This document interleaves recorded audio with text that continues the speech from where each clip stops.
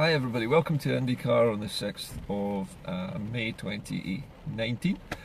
Today's subjects are a bit grim, but let me start with something a little bit more worrying, some more immediately worrying than the grim spectre of global biodiversity decline and the power of Facebook. Let's start with Brexit, good old B word this afternoon. What's happening with Brexit, well, what appears to be happening with Brexit is that the Conservative government does actually seem to be almost there with the deal with the Labour Party over coming to some kind of arrangement about Brexit so that they will all vote for it in Parliament and we won't have to go through the embarrassing machinations of a European election where the English parties don't actually want to be there at all in the first place. So it looks as though there might be an agreement between both Labour and the Conservatives over Mrs May's Brexit deal. Only though I think if Mrs May can somehow promise Jeremy Corbyn that there would also be a final indicative vote on the agreement, whatever the agreement is, that there is Mrs May's agreement, no deal, and no Brexit. Those would be the three options on the indicative vote. So that's something that's happening at the moment in the background. But more worrying than all of that at the moment is what has been announced at the United Nations today, which is that we are standing on the brink of our own extinction at the moment because of the way we have behaved over the last few centuries as a race, as an animal on this planet. We are endangering not only the rest of the planet now, but also ourselves, because the biodiversity, which is rapidly decreasing, and it's rapidly decreasing at a more rapid rate than ever before. This is why the United Nations is putting out these warnings now that the human effects on the planet are now so great that the pace of extinction is increasing dramatically, and we're seeing over 1 million species of different creatures across the planet now on the verge of extinction simply because of the way human beings currently live. Now, when I say the way we currently live, I'm talking about the way we do business. The business model is that a good standard of living is achieved by buying more stuff, by creating more wealth, by using more resources, by selling more food, by eating more food, by buying more useless items that don't last very long. And the downstream effect of all of this is rapid deforestation and massive increases in pollution into both the atmosphere and into the sea. We've seen the effects of this in David Attenborough's programs. We're seeing the effects of it every day on our television screens. And the problem now is, and as 16-year-old Greta Thunberg has been trying to tell everybody, we can't faff around anymore and pretend it's not happening. People like Donald Trump are dangerous heretics at the moment. We need to take serious action. It's not just action in your own home. It's not just changing from eating meat to eating vegetables, although you'll need to do that anyway. We need to reassess entirely how the world economy works, how we're going to feed the population, whether the population needs to decrease, which it probably does, and how to start planting trees to reforest the areas that we have decimated through our slash and burn farming techniques. The only way people in developing countries can make a living is to cut down a forest and grow their own food, or grow food to sell to other people. And the problem with that is, of course, that those trees are the lungs of the planet. They are the very way that the air is cleaned of carbon dioxide and fresh oxygen is released into the atmosphere.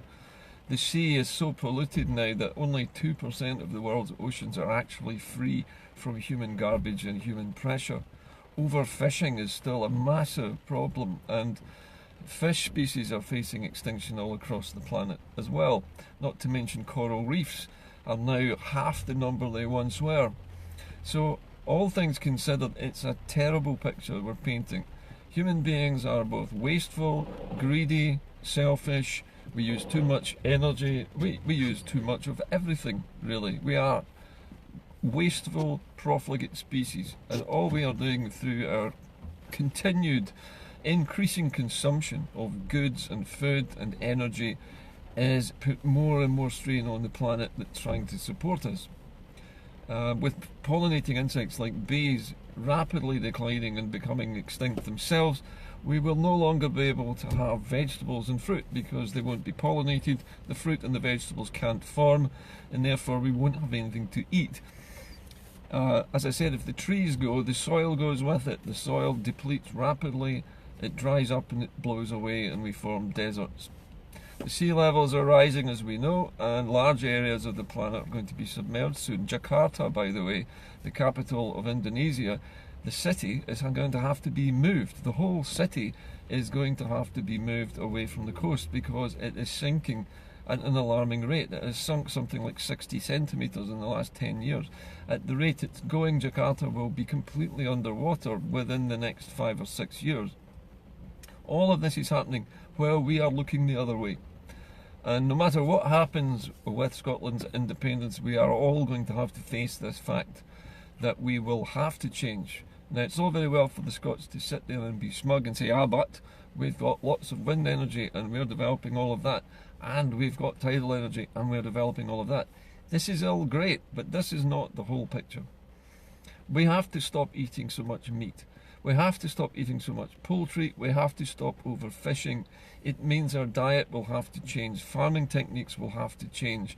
More trees and more vegetation and more wildlife is going to have to be reintroduced to farmed areas. Field sizes will have to be reduced.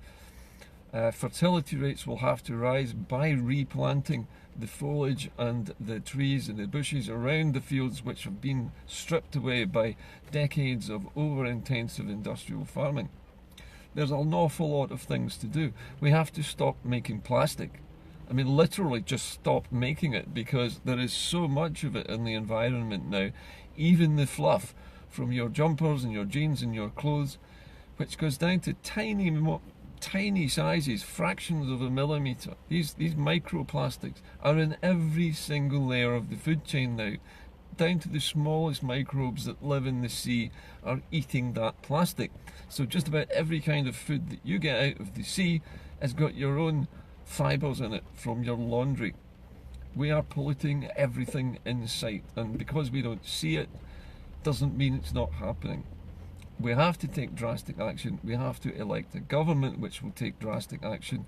After independence, there needs to be a massive paradigm shift away from burning fossil fuels completely. We need to really abandon oil, abandon manufacturing cheap plastic for wrapping, and start conserving the oil reserves that we've got, and use whatever plastics and polymers and chemicals we have and reuse them over and over again, because we can't just keep chucking this stuff into the sea when we're finished with things.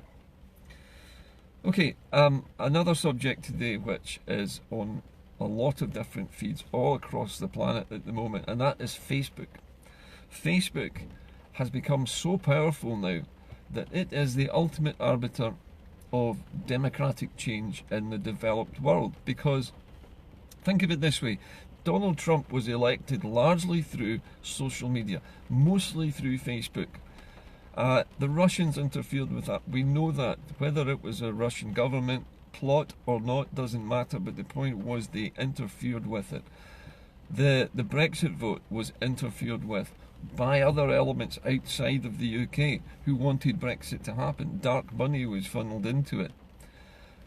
Facebook has now got all of the power to decide what is put on its platform. Now that includes government advertising for real political change. So if a party is campaigning in Europe, for example, for an MEP in the European Parliament, it will have to pay for its advertising, and it will have to tell Facebook where it got the money from to pay for that advertising, and Facebook will have to put that on the site so that people know where the advert came from. Now this all sounds well and good, but when you think about this from the other side, it means that Facebook is setting the rules of democracy and setting the rules for the way the democratic discourse, the discussions and the arguments take place online. They get to decide the rules.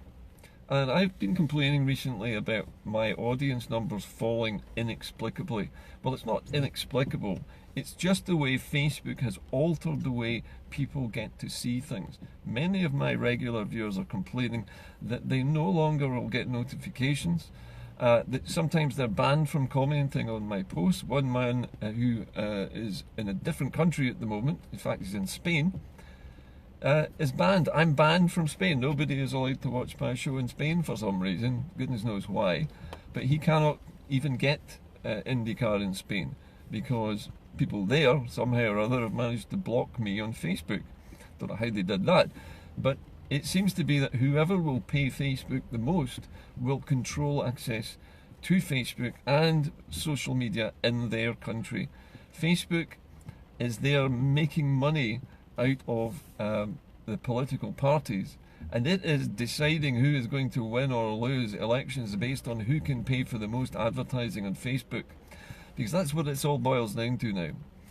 The next European elections, which are coming up just shortly, are largely going to be fought on social media. And let's face it, Facebook controls most of social media. It controls WhatsApp as well, and other messaging services. So we are living in an Orwellian nightmare at the moment. We have, first of all, in the UK, a government which cannot decide what to do about whether it should be in Europe or not. It's got a vote that says we should leave Europe, and it's got 4 different countries who all want different things, and they can't decide what to do, so they're paralysed. Then we've got a global extinction of wildlife to worry about, plus our own possible extinction by the end of this century if we don't stop doing what we're doing. And then you follow that up with our entire lives and all of our politics are now being controlled by one internet company. So you can see there's a sort of perfect storm brewing here at the moment. And if nothing else, people like me and IndyCar need to stir it up a bit more, because people are so complacent about this.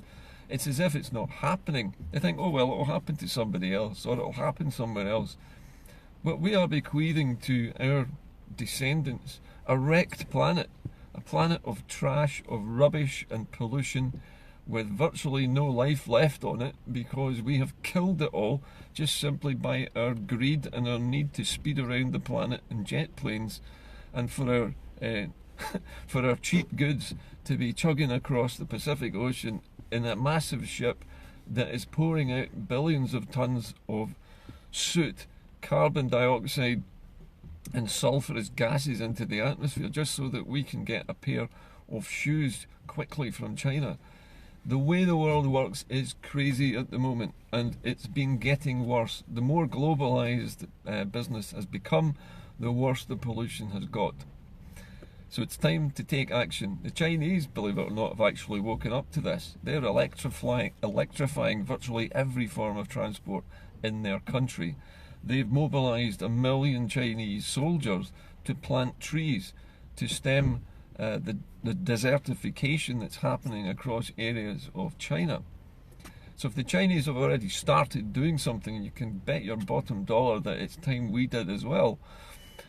So my message to everybody today is not just about independence, although we need that, God knows we need that as well, but after we're independent, we need to take action ourselves. Our government needs to take action. We need to elect people who will take action, who will stop the overdevelopment of the land, who return a lot of the land to forestry, to natural species, who will start making sure that the creatures that we need, like bees and pollinating insects, return to our farmlands. All of this has to be done this century. Otherwise, our descendants might not see the end of this century. They might be living in a dystopian Hunger Games planet, which we've created for them. Now, this is all sounding very much like scaremongering, and I accept that it sounds that way. But if we're not scared by this, then there's something wrong with us. It's our actions that are doing this. It's our species which is killing all the others at the moment. And we're killing them not by going out and shooting them all, but by just overusing the entire planet, using up every scrap of resource it has in order to give us a luxurious lifestyle. But it's a lifestyle that comes at a cost. It comes at the cost of all the future generations that follow us. They're not going to thank us for having used up all the world's resources and dumped all our garbage in the sea and pumped all our pollution into the atmosphere so it's now in the oven. Nobody is going to thank you for that. So it's time for all of us, as well as campaigning for independence, to campaign to save the planet that we're actually living on. It's all very well to save the country that we're living in, but we also have to save the rest of the planet. And that's not going to happen with idiots like Donald Trump in charge of America. I mean, I find it hard to believe that I can actually compliment the Chinese on their stewardship far more than I can compliment the so-called Free West, the so-called, United States of America and land of the free.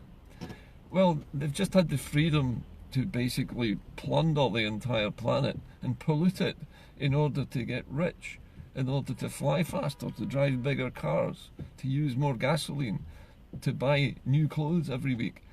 We don't need all of that stuff. We've never needed all of that stuff. The only reason that we've been doing so is so that the people at the top make profit.